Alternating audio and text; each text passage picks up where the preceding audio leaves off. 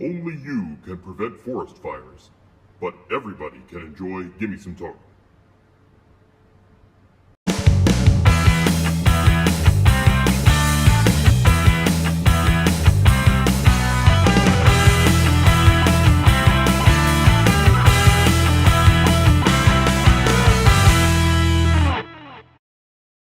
Hey, what's up, everybody? The Torah portion this week is Teitze, so let's jump right in and take a look at 3 disturbing commandments in this week's Torah portion. You'll find them in Deuteronomy chapter 21, verses 10 through 21. The disturbing mitzvot are the law of the war bride, the law of the unloved wife, and the law of the rebellious son. The law of the war bride essentially allows an Israelite soldier to capture an enemy wife and marry her against her will under certain circumstances. I find this law to be disturbing because, frankly, it sounds like rape to me. The law of the unloved wife commands the husband of 2 wives, one he loves and one he doesn't, to treat the firstborn of the unloved wife fairly. This law bothers many readers because they feel for the unloved wife, a woman who is trapped in a dead marriage and has an unfavored son.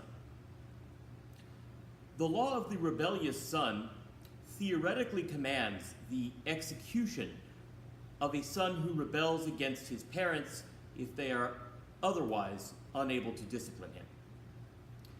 I say theoretically because the Talmud says that this law is for study only, not for actual practice.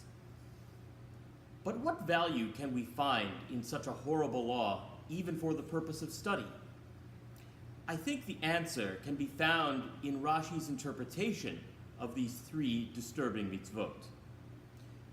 Rashi says that these 3 commandments are all connected in a fascinating way. He says that the rebellious son is the result of the man who takes a war bride against her will.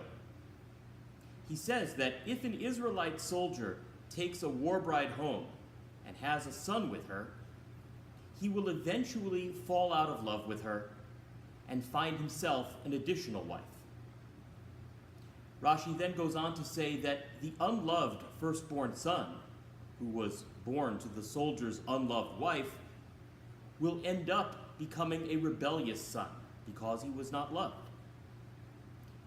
Now, you might mistakenly think that this midrash is saying that the rebellious son can blame his father or his parents for his wayward behavior. But that's not correct, and that is why we study this theoretical law in the first place.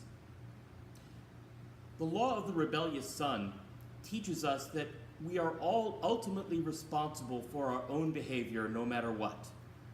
Even if our parents or other aspects of our upbringing were less than ideal, we still have the obligation to choose good over evil.